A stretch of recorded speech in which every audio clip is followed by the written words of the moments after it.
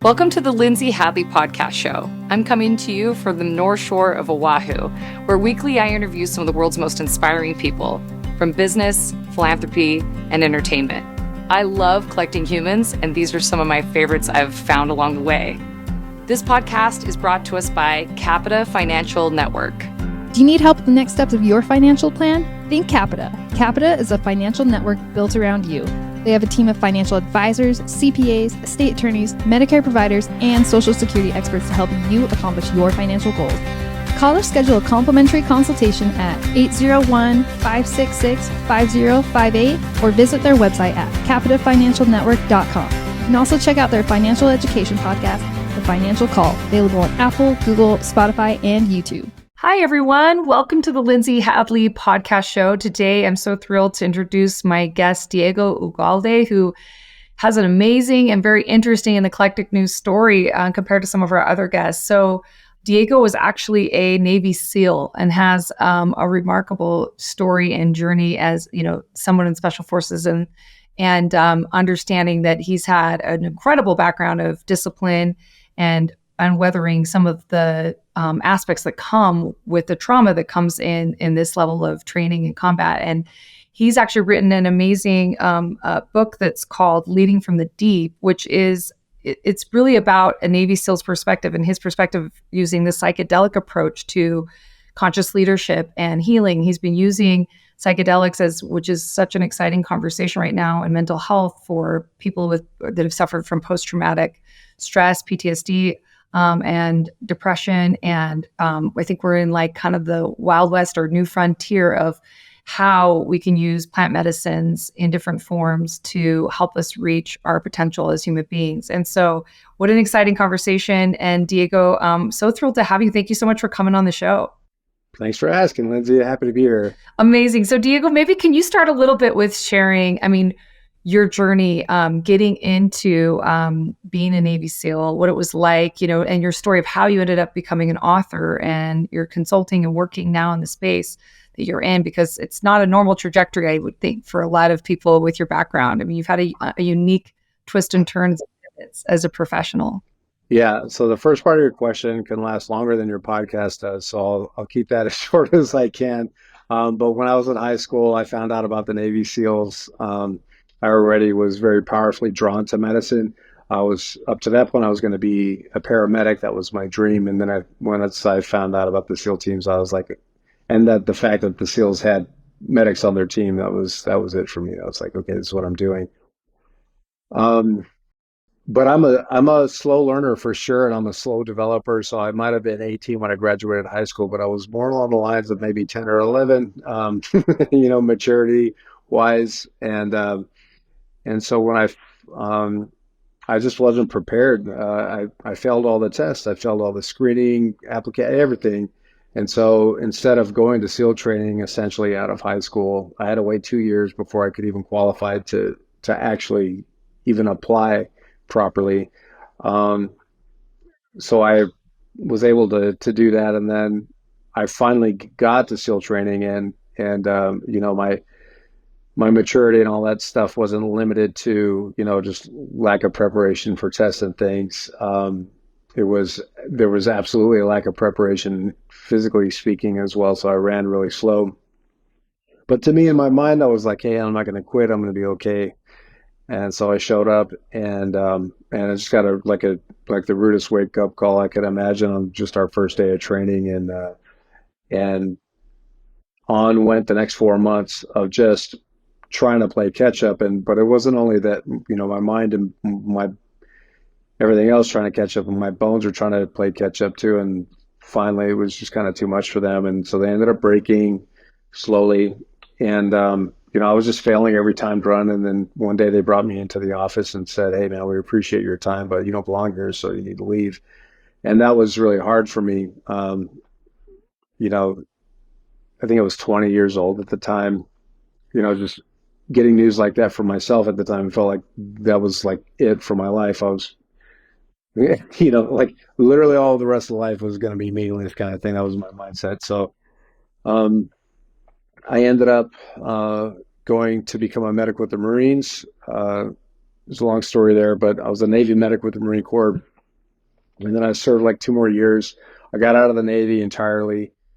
And from the time I got dropped from SEAL training for the next 8 years, I just had really bad dreams about not making it through, 3 times a month, just these really bad dreams. So one day I woke up, I was 270 pounds. I was completely out of the military, and I had another one of those dreams. And I'm like, I'm tired of having these dreams. So I got myself back into shape. And at the age of 29, I rejoined the military and then rejoined SEAL training. And I made it through that time. I had a bunch of injuries, but I was able to stay with my class and make it through. And I went on to the SEAL teams. And during my time in the SEAL teams, the most common question that I got from from corporate executives and athletes, and that was, how is it that SEALs work and communicate so well together? And over time, I would have answers for that, but I also found myself adding things that I knew well that we didn't do. Things like emotional intelligence and compassion and connection to humanity and that kind of thing. So then when I retired, I had, the opportunity to do whatever I wanted in the whole world. So I just decided to start a company with bringing that sort of perspective to leadership and team development. The best of what we learned in the SEAL teams combined with emotional intelligence and compassion and that. And then in 2019, one of my pathfinders, a fellow SEAL, said, Diego, I'm not coming to work tomorrow. There's an organization that takes SEALs down to Mexico and treats them with psychedelics for post-traumatic stress, traumatic brain injury, suicide, all that.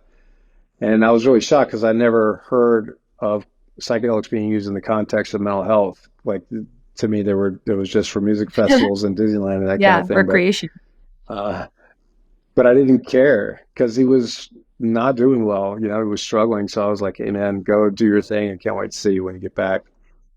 And when he got back, he had a vibrancy in his eyes, a light in his smile that I'd never seen before. Even his skin color was different.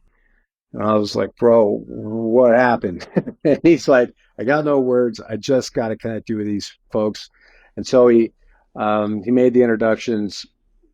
Long story short, for the past 5 years, I've been, in addition to what we're doing with the Trident Approach, I've been sitting with veterans who are struggling with a lot of those things, addiction and even sexual trauma and all that, childhood abuse, through the use of psychedelics, and just watching these lives just get transformed. And the last thing I'll say here to try to answer your question the best I can is leadership was such a huge component of where I was in life at the time. And with psychedelic medicine and just doing it over and over again and learning all the lessons that I was learning, I just saw all these points of connectivity between things that I was learning in psychedelics and how to lead better. And so over time, that's what the Trident Approach has become. So it's like half of what we do is we share the best of what we learned in the SEAL teams combined with our deepest insights of psychedelic medicine use. And that answers your question, I think. Diego, what a unique story. The fact that you were in, then out, then came back in later in life. How rare is that? I think you're the first person I've ever heard do that. Is that something that's common at all? Someone coming in and out? It's not unheard of, and it's not uncommon. Well, maybe I'll say it the other way. It's not unheard of, but it's also not uncommon. I don't know if I'm saying that right. But anyways, the point is, it happens, just not all the time. Some people don't make it through and they come back and they still don't make it. I've known of people to try 5 and 6 times and still not make it for just all kinds of reasons. No, my story is not the only one that's like this. That's really fascinating. So, okay, so your friend comes back from, well, first, actually, I wanted to ask you this question. This is what popped up while you were talking. You talked about how Navy SEALs are so good at communicating and working together as a whole in a system and collaboration and you being unified as a unit. But you mentioned that there was some weakness around emotional intelligence. My first thought when I hear that is, well, when you're trained, like I've done some de-escalation training. I've worked with social good projects throughout my career, and I remember we focused a lot on de-escalation of conflict and de-escalation training for law enforcement. And one thing I really realized quickly is like they were trained to objectify, the individual in front of them because it's not helpful to be able to shoot at somebody that you think of as a son or an uncle or a brother. You know what I mean? Like when you're in combat situations, it's helpful psychologically to kind of disassociate with their humanity so you can get the job done. Do you think that is the case? I mean, in this, the paradox of marrying, like, tactical training and seeing a person. Yeah, I'd love to hear your thoughts because I agree. Like what we need is more empathy, more human emotional intelligence when we're dealing with high stakes situations that involve life and death. But we'd love your thoughts about that.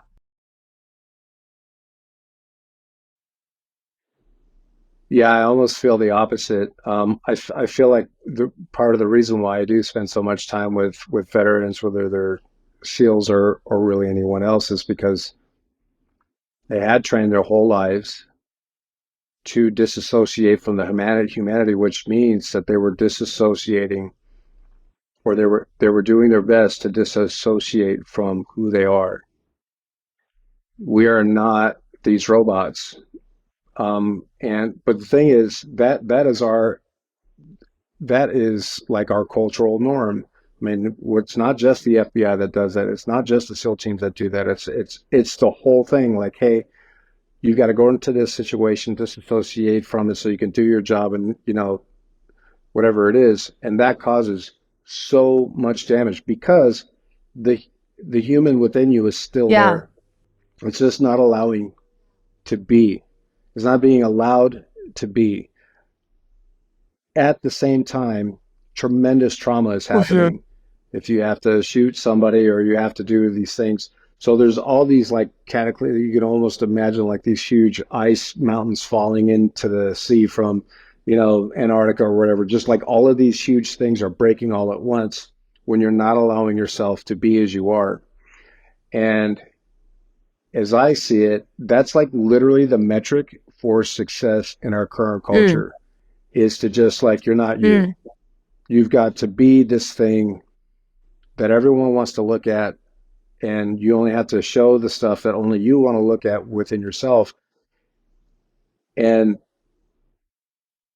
I'm not going to say that is the source of trauma, but it's a massive component of trauma for not accepting yourself fully as you are, not accepting others fully as they are. There are things that have to happen. If there's like an active shooter that's in a situation, it's very easy to get this whole idea of conscious leadership and being like, well, a conscious leader wouldn't do anything about that. They would just let this person be as they are and all this.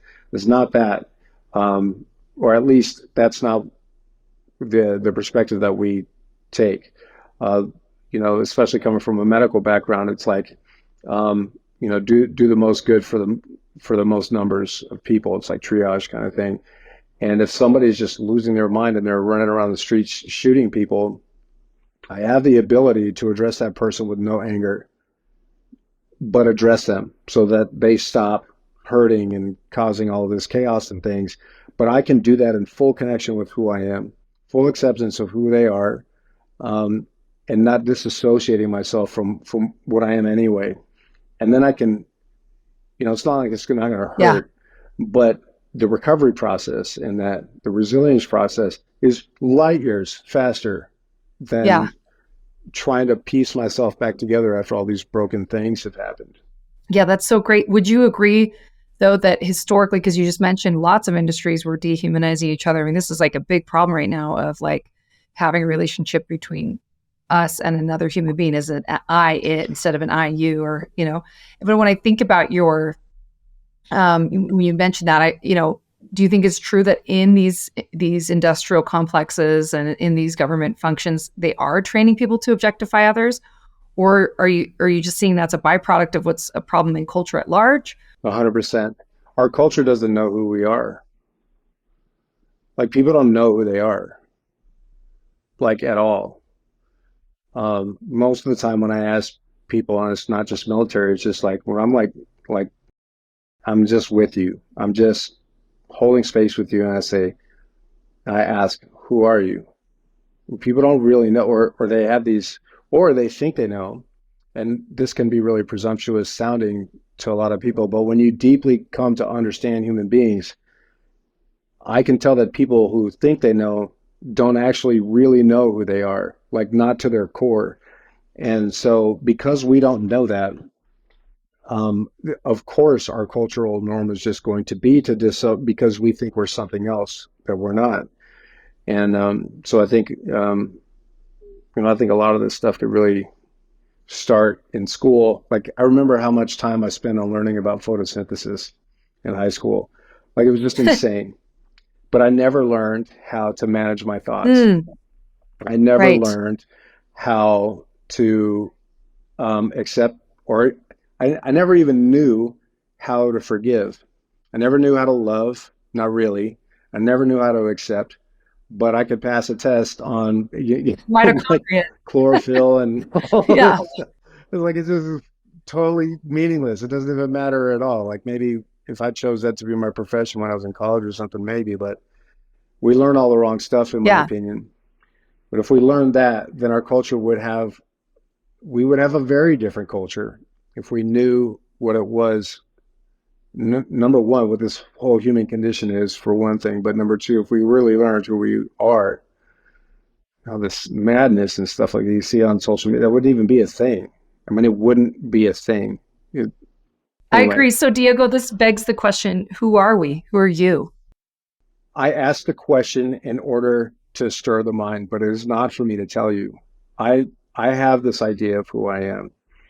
And so if somebody were to sit and ask, just like you asked me, I would I would say many things. And one of the things that I would say is I am you. We are all one. There is nothing separate. I feel like we're all like fingers, but all coming from the same hand. Like we're all connected down here, but I was for the most of my life under the illusion that I was this finger and only this finger. I didn't know that I was this thing which is connected to Mm. everything. Um, another way that I would answer is that is I'm the sum of my ancestors. Like everyone who has ever contributed to my family tree, their life experiences, all these things. There's something that's called cellular memory, has all been passed down to Hmm. me, giving me the ability to even talk to you in this way and learn the things that I've learned. It wasn't like I wasn't just born with a clean Hmm. slate, and all of who I am is only a result of all the work and effort I've put in.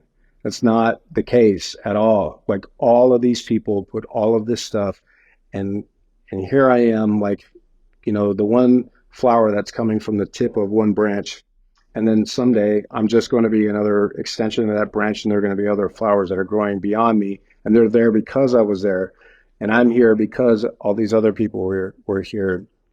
But um, most people, when I ask that, who are you? Um, they say, well, I'm smart, I'm loving, I'm a good leader or something like that. Like all these like super like just incredibly over the top superficial things about it's not they don't matter, but it doesn't get anywhere close to like who are you? Like in your soul, like what is your soul? Do and so I can say those words and there are gonna be people listening to the words and well, yep, I know what those words mean.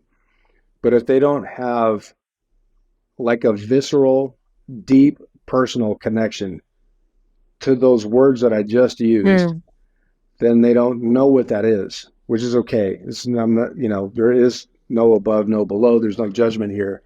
But um, for example, this whole idea of cellular memory, it's like this conceptual thing where, it can go a long way to explaining how some 5-year-old kid walks up to a piano bench and just starts banging out Mozart, Yeah. Um, they can get the concept, but it is a very different concept when you sit and you experience what it is to be cellular memory. That changes the conversation or changes the message entirely, even though they're the exact same words. Same thing is like if I ask somebody, what is it to be? And I can ask that to a second grader and they can write a paper on what it is to be. And that a paper will change over time, into junior high and high school and college and that.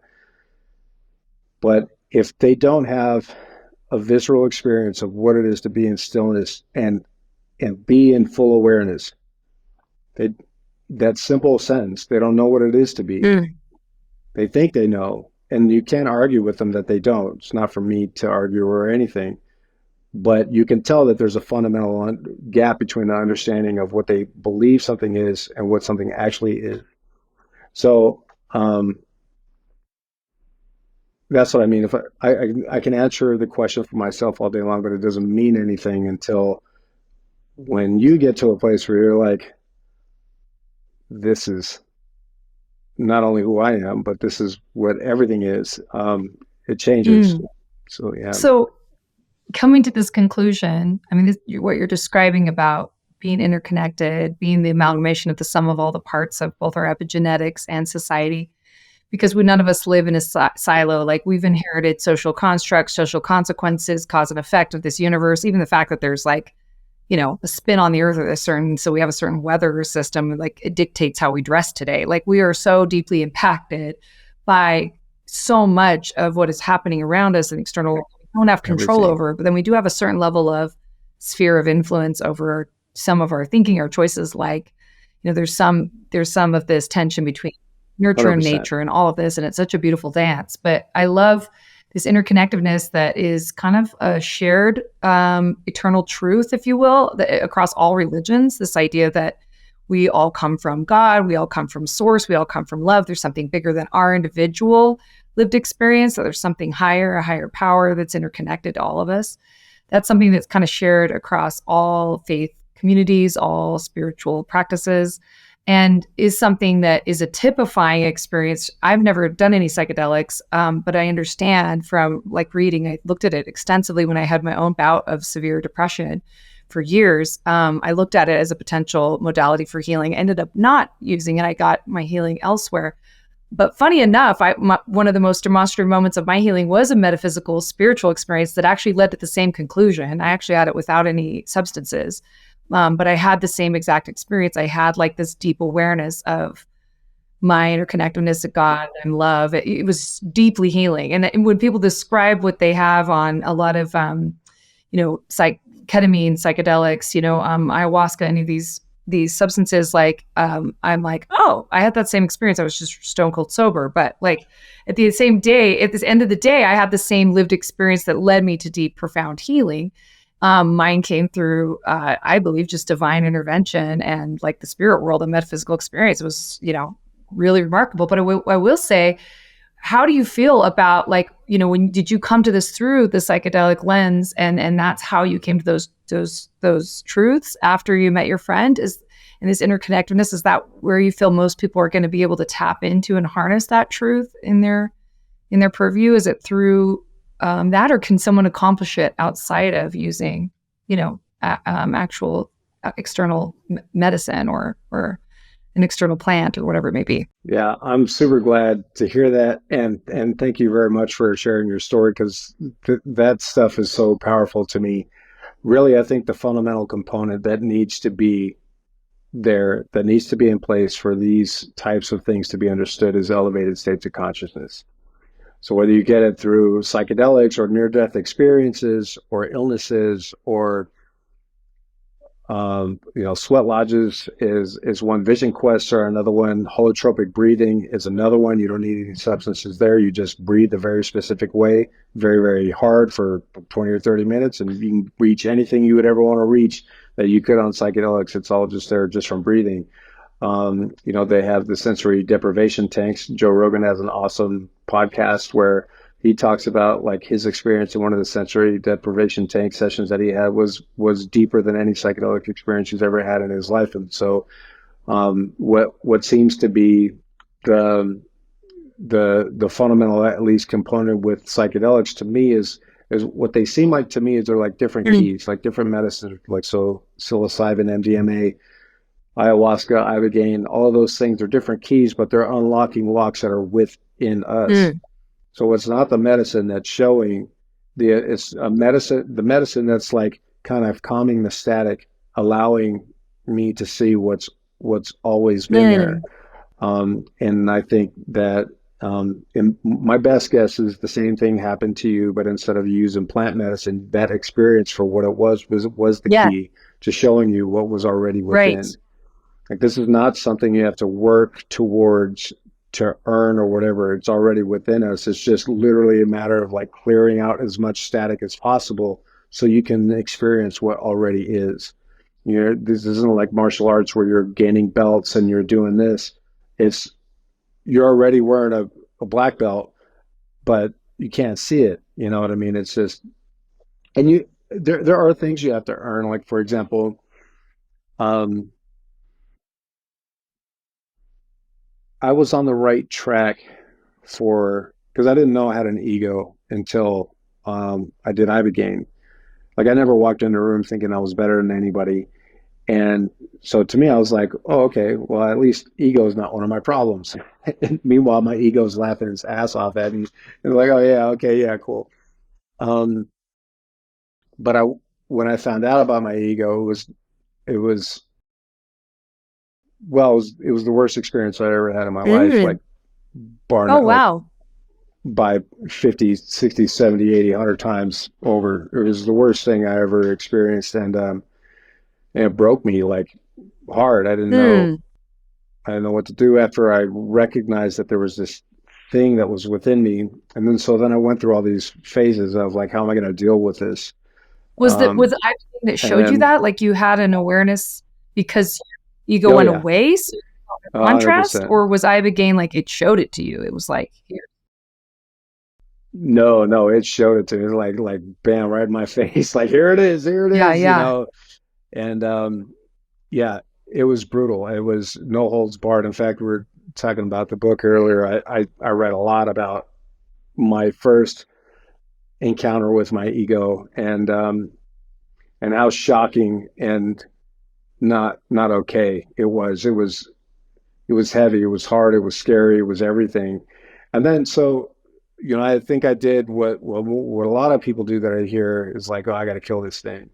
I mean, there's just no other way. This we cannot live cohesively. We cannot live in peace. I mean, this thing wants to rip me to shreds and laugh while it's doing it and setting me on fire while it's doing like all the things. But then I recognized I couldn't kill it, and then I was like, well, my whole life is in teams, so I'm gonna work together with my ego like we're teams. And the whole time my ego's just laughing at me. Yeah, yeah, let's be a team. Yeah, why don't we do that? Meanwhile, this thing is just like ancient wisdom. It knows what I'm going to do 50 years before I do it. You know, it's just I don't have a chance against this thing. And then one day I was like, no, we're not a team. I need to lead this thing. And um, again, it was like, yeah, why don't you be the boss and I'll just do what you say. You know, just laughing at me. The thing was though that is the right answer. Yeah. Um, but I wasn't ready for Yeah. that. I didn't do the work that was necessary in order for me to actually be in charge of the sovereignty of my Wow. being. There was so much work for me to do, so I couldn't see it. Mm. It was the right way. I just couldn't Mm. see it. I thought about it, but it was like this. It was it was like this logical awareness, but my sense of being was out of balance with that. My sense of being was not in alignment with where I needed to be in order to actually have sovereignty over my sense of being. So I went through a long time, I think years of earning my way to be like, okay, now the ego can say what it wants. And when I recognize this ego, I don't have to, it's not in, like I'm in charge of me. There are some things that I'm controlling, and most of them, most of everything else, I'm not. But there are some things that I am, and and and what my body does or doesn't do, no matter what my ego says, it is ultimately up to Wow. me. But I earn that. Mm. Amazing, Diego. So as you shared this realization that you couldn't kill the ego, that you couldn't work with the ego, that the answer is to lead the ego. Talk to us a little bit about what does that look like for people? Because, you know, in different, again, I have a faith background as a Christian or, you know, believing in Jesus, and the idea, this paradox of like saying there's a savior, an external being, this thing, this Messiah, this thing that's better, this perfect love outside of you, that's bigger than your ego. And if you come to that Mm, source, you know, it can transmute it. But what I love about kind of movement that we're seeing in the zeitgeist of culture right now, which is to like jettison the idea of we're bad, we're inherently bad, but just to remember, you talked about, remembering that it's already there, all this goodness and our beauty and our light. You're seeing a lot of people get rid of the Calvinistic view of Christianity and say, no, we're divine beings. We are totally, perfectly, utterly crazy loved. And we just have to remember that we are loved, that we're from love, that we're tied to love. And then we behave differently. Our behavior changes by the level of self-love, and the love of others changes our ability to forgive, because when we actually see ourselves in them, and then there's nothing to forgive, and all these beautiful ideas and concepts. But what's fun is people have different levers of how they get to it. Well, like you said, these different keys or tools, however they are, from these belief systems. But what have you found has been like the tried and true like support with your training and with your work and with your book of like, how do we learn to lead that ego? How do we learn to be in charge so that we have sovereignty over some of the parts of us that are indeed facts, but less than desirable and bringing a lot of suffering in our lives and the lives of those we love? Yeah, non-resistance. Okay. And, I don't know what that sounds like, but the reason why they're suffering at all is because it's just not accepting what is. Mm. And so like, I don't have time to deal with that right now, or this cannot be it, or I'm supposed to be better than this, or whatever it is. All of those things keep us from actually, swimming in the pool of this place we're trying to experience. And so, yeah, I think I think is such a huge component in our culture that keeps us from actually getting to these places that you and I are talking about, because they see it as weakness, as you literally are surrendering to the universe, or you're surrendering to God, or you're surrendering to, you're just is all ultimate, just humble, just, how can I serve kind of thing. And our metric for success is just like, you take the bull by the horns, and you like, you're the one who's in charge, and you're the one, and so you take these lessons into the ground, and you make sure that you learn what you wanted to get out of it, and everything else is, just waste or whatever. And it makes all the sense in the world to me why people think that is a powerful, powerful response, because it's not easy. It's not like that stuff is easy. But it is much harder. It is much more difficult to just allow the situation to be as it is, and learn, not buy into it as truth. You're not, but you're just allowing, almost like, if you've ever seen anybody just standing in front of a wave and they just let the wave crash over them.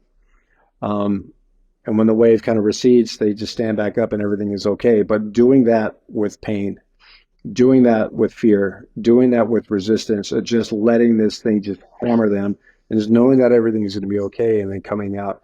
Because if you say, I understand what the ego is, I know what the ego is, I know what all these things are, so here's the plan.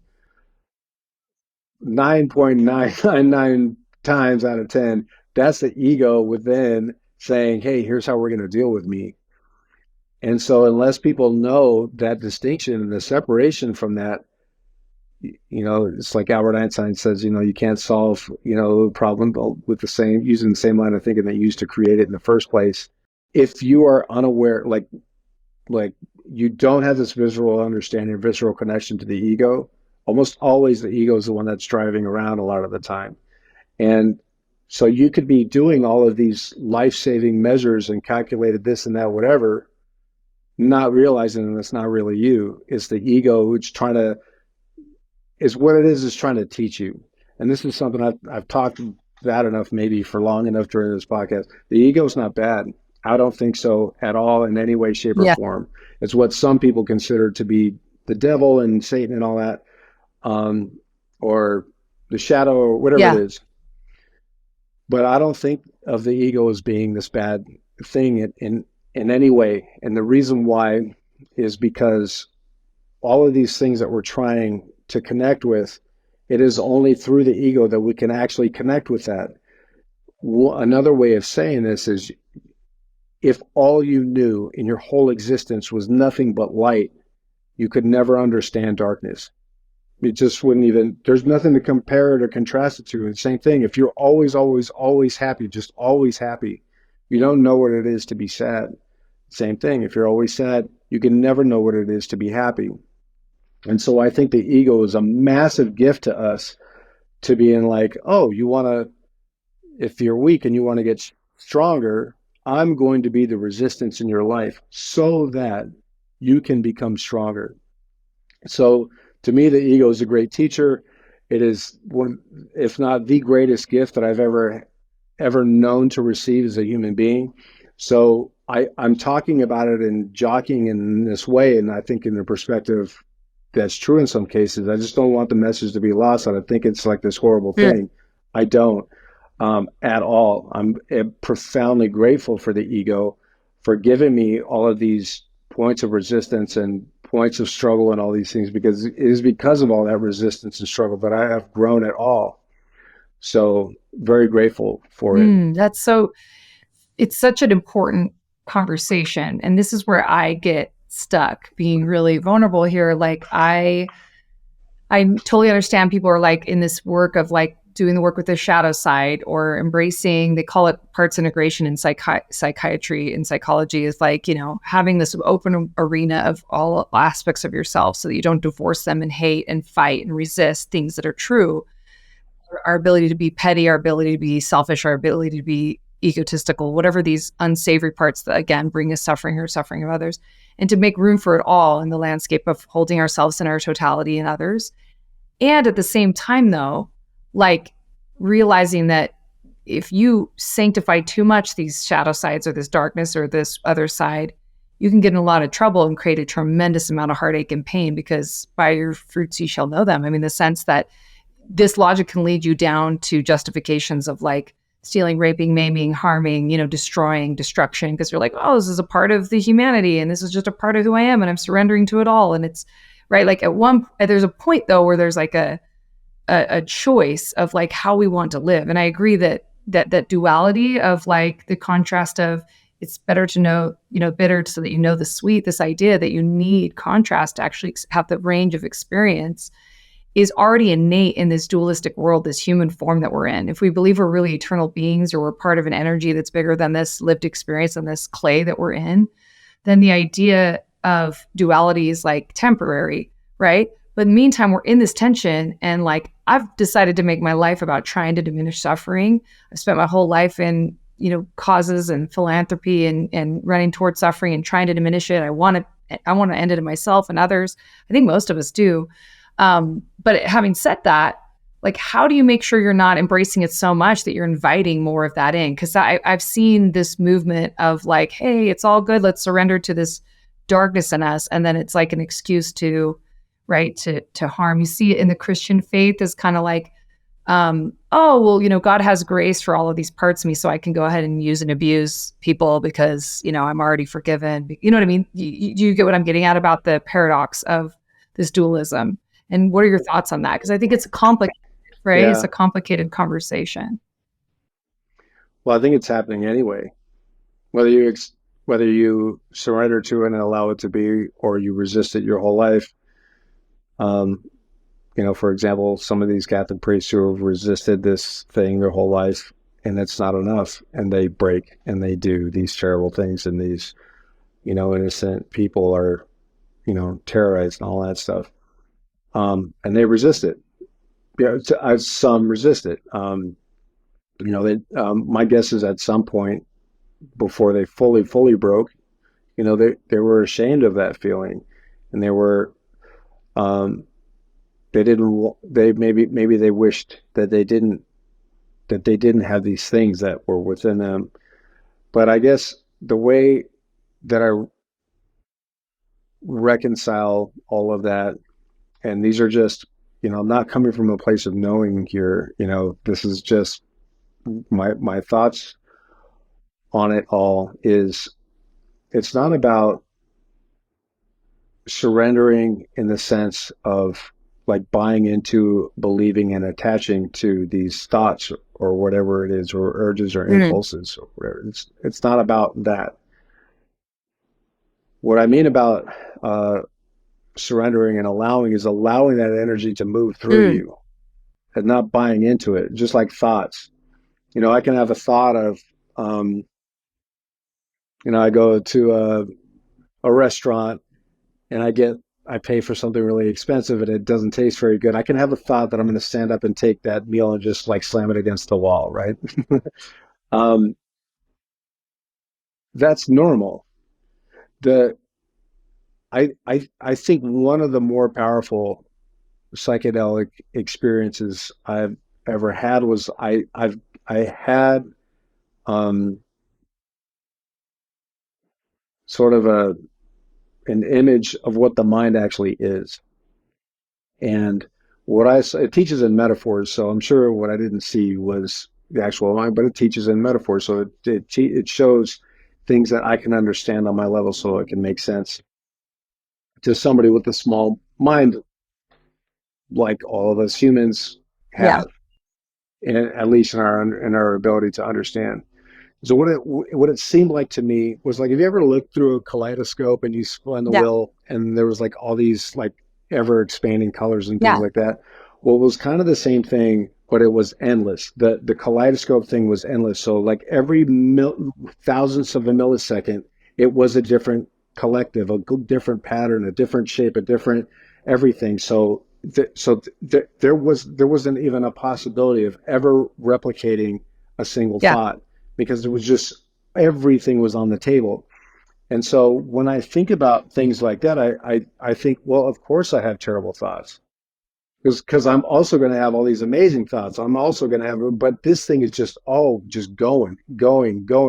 nonstop, all the time. And this thing that's going is completely endless. So the whole idea about allowing that to happen is looking at it like you're looking through a kaleidoscope. Like you are the one who is looking at the kaleidoscope. You are not the kaleidoscope itself. And I think people, when they resist, they're in a place where they're under this illusion that they are the kaleidoscope and that they don't have any other choice but to do this thing because it is part of them. And that's not the case. We are the ones who are observing. So if we can allow these really terrible thoughts that are going to happen, I've probably had 500,000 terrible thoughts today, but it doesn't matter. It's completely meaningless. So I can have even urges to like eat stuff or consume stuff or do stuff or whatever that I don't necessarily want to do. I can just look at that. And people get into problems where they're like, I cannot have that thought because, man, if I do, then everything is going to fall apart. And then what ends up happening is they start attaching to that little piece of kaleidoscope and they just start following the story. And 20 years later, they find themselves, whatever, drug addict or whatever it is, doing terrible things. Yeah, as far as I can tell, like the optimal state of existence, you're not causing harm to people or yourself.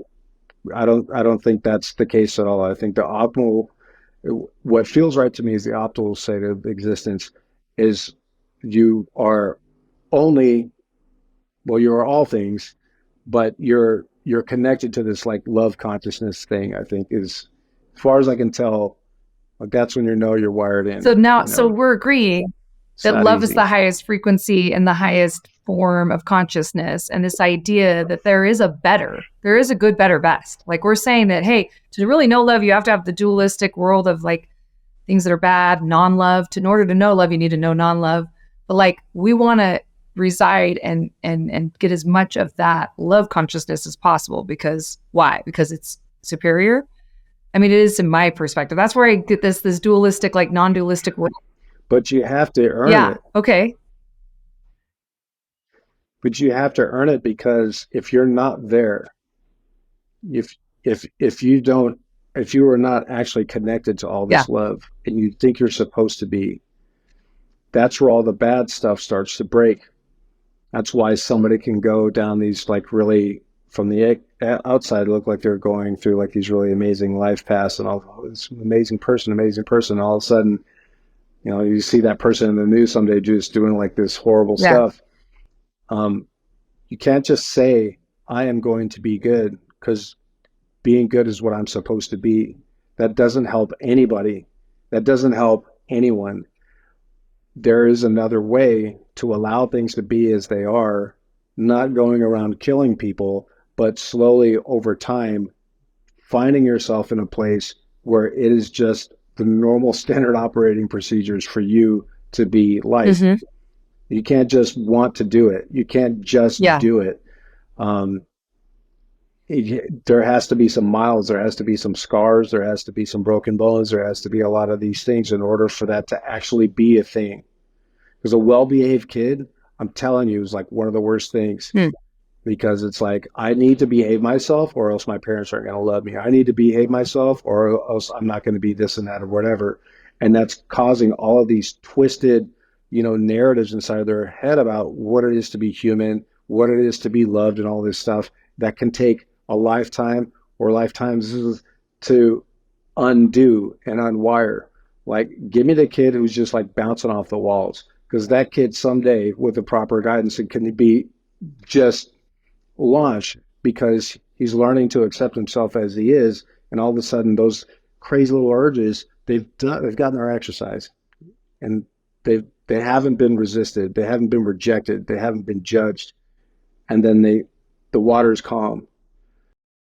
But just because somebody's well behaved doesn't mean that those things aren't alive and bashing against it. They are, but they're doing their best to hold it together and just being like, and that's not good for anybody, I don't think. Yeah, I mean, this is where it does my head in, Diego. Like I said, it's something I'm wrestling with, where I'm like, I understand this idea of dualism. I understand this idea of somebody acting out of freedom and being connected to their true self, and I understand the idea of opposition in all things and all of that stuff, and the need for the ego, the need for the shadow side, all of that stuff, and at the same time saying, but definitively, I want to live in love. There is a higher way.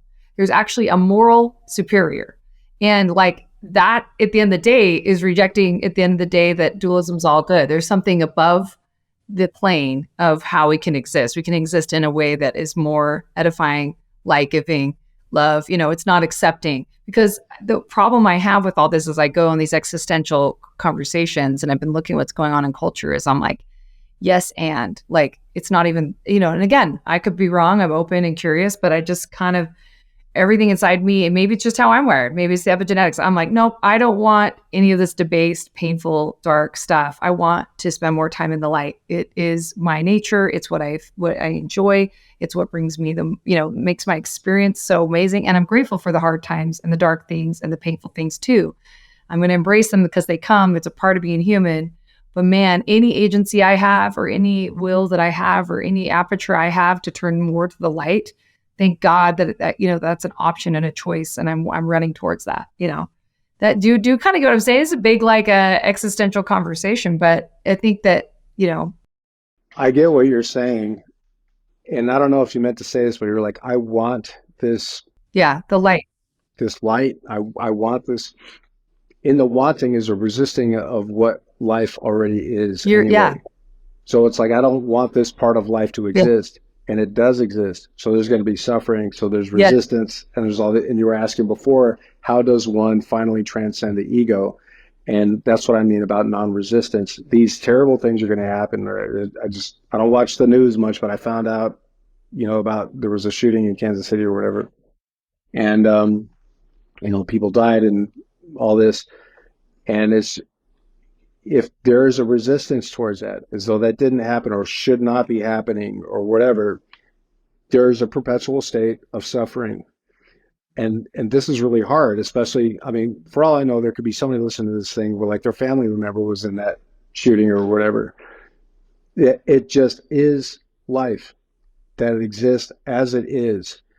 And these are some of the conversations that are super, super hard for people to like wrap their head around. But whenever they're asking things about, well, how do you transcend ego? How do you do all this stuff? It is by accepting all that is. You don't have to participate. You don't have to be this. You don't have to do all this stuff.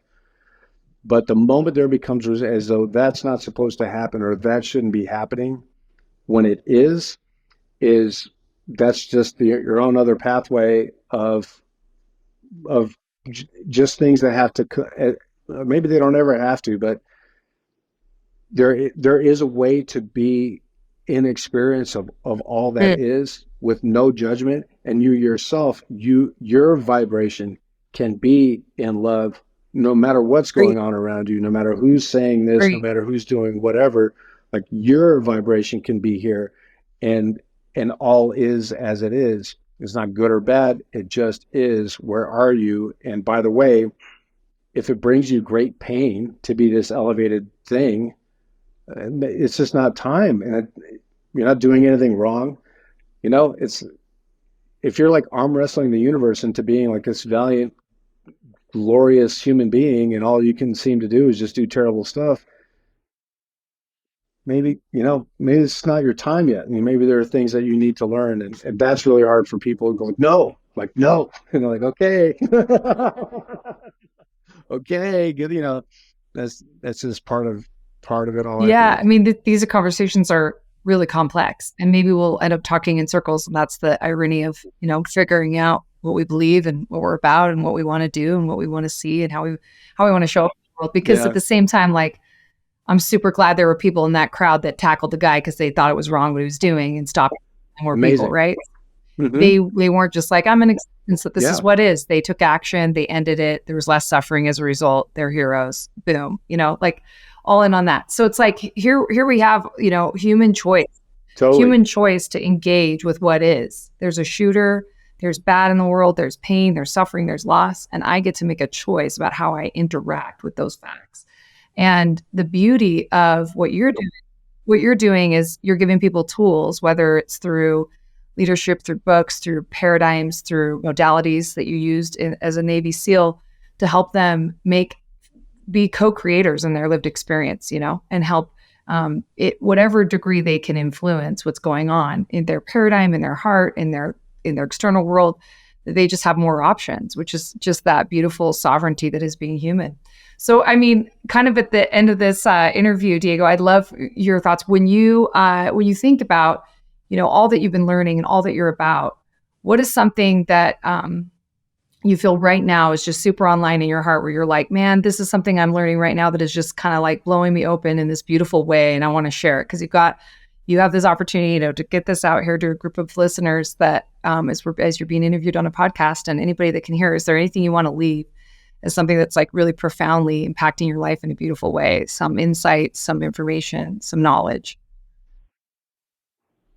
Yeah, the big thing that's hitting me right now, and I guess we might be around the 2-week-old mark, is even after all of this work and healing and strengthening and developing and all this, I'm starting to notice that there are still things that I'm holding on to, like suffering that I didn't want to experience. I've had 2 brothers die from drinking, and I've had a bunch of my team guy brothers die in war and all this stuff. And it's just like, how is it that like these really terrible things happen? And I'm like, oh, I almost feel like disconnected from it. And what I learned was that as a little boy, I had this opportunity to build this muscle to not suffer when I was afraid, or not suffer when I was feeling pain or whatever. And because I didn't know anything about anything, like I still don't, but I just started building and developing this muscle. So now I could get like these bombs dropped on me and just being like completely unmoved. And so now I'm starting to recognize that these are like really, really, really deep-seated like self-protective mechanisms that I have inside. And I've had high blood pressure for like the last 6 years. And I started doing these meditations about just letting go. Just I don't know what I'm holding on to. It doesn't matter. Just let it go. Let yourself feel pain. Let yourself do all this stuff. And just the strangest thing, I've had to blow my nose 50, 60 times a day. I'm not sick or anything. And I checked my blood pressure, and it's completely normal now. And just all of it was just focusing on allowing myself to just let things be as they are, and to stop protecting myself. Stop protecting yourself. Just allow all of this stuff. Just however big it is, whatever, just let it just smash into your heart because you'll be fine. And it's starting. It's there are a lot of, like I said, my blood pressure's already gone down. I'm feeling like emotional in good ways. I'm not. I can tell the difference. And so that, like, to answer your question, like, that's the thing. That's like the trip I'm on right now. And that's not with the medicine. That's just with meditation, Yeah.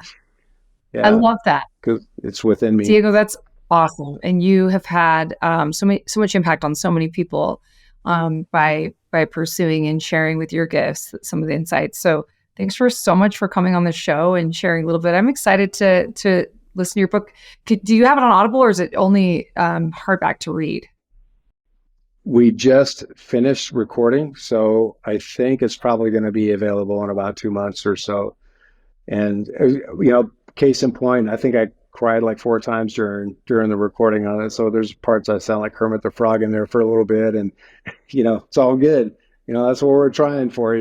Just to let things be as they are. Diego, thank you so much for coming on the show and for the great gift you are to our country, to our people, and for your beautiful heart and for being present today. Thanks so much for coming on. Do you need help with the next steps for your financial plan? Think Capita. Capita is a financial network built around you. They have a team of financial advisors, CPAs, estate attorneys, Medicare providers, and Social Security experts to help you accomplish your financial goals. Call to schedule a complimentary consultation at 801-566-5058 or visit their website at www.capitafinancialnetwork.com. You can also check out their financial education podcast, The Financial Call, available on Apple, Google, Spotify, and YouTube.